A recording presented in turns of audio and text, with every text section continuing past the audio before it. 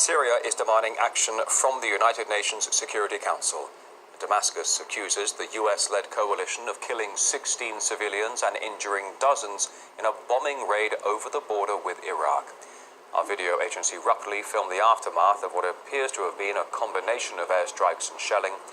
Our correspondent Murad Gazdiev takes a good look. Syria, again, is accusing the United States of war crimes. On 11 February 2019, the US-led coalition committed a new crime against innocent Syrian civilians. Its warplane targeted a civilian camp in the village of Al-Baghuz in the countryside of the governorate of Deir ez-Zor. 16 civilians, including 7 children, were killed, and 70 civilians, most of them women and children, were injured.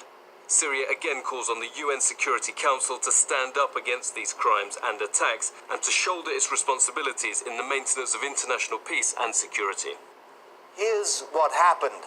Near Deir ez-Zor, East Syria, is a small village, Al-Baghuz, which happens to be one of the last Islamic State enclaves in Syria, and it is in the firing line. The US-led coalition, its troops and allies on the ground, are pressing it from all sides, and the media's there too, watching this ISIS village burn.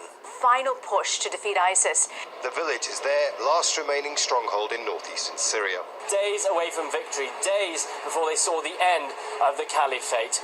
The problem, and a serious one at that, is that aside from the 500-600 ISIS fighters, there are hundreds upon hundreds of civilians, innocents, whom the terror group is holding hostage, using as human shields. The coalition killed a lot of families. They killed a lot of families, a lot of children.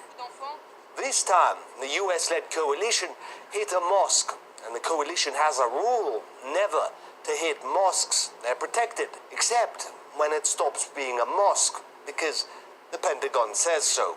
This mosque lost its protected status when ISIS deliberately chose to use it as a command and control center.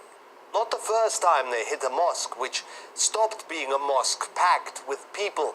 The incident near Aleppo springs to mind. Yes, the coalition takes all reports of civilian casualties seriously, investigates for months or years, writes an apology note when everyone's forgotten and moved on. Almost always the terrorists' fault. Yes, the US is fighting terrorists in Syria, but it was never invited to.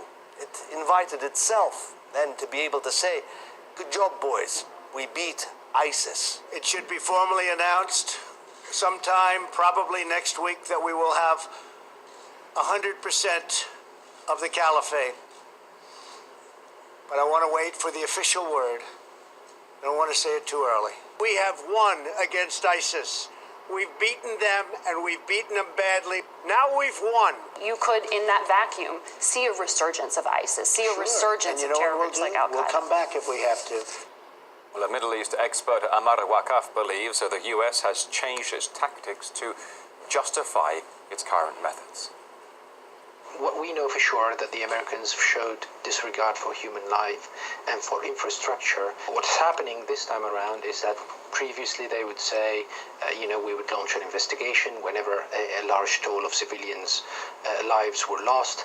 Nowadays, they seem to have pre-set justifications. So, for example, yesterday they bombed a mosque in the same village, Baghuz, and they've issued a statement that we've bombed a former mosque which lost its status because it was turned by Daesh into a command and control center. So now they've come prepared for whatever criticism they might face. But we don't think that the Security Council will take any step towards that. The United States is not alone in this sort of illegal presence in Syria.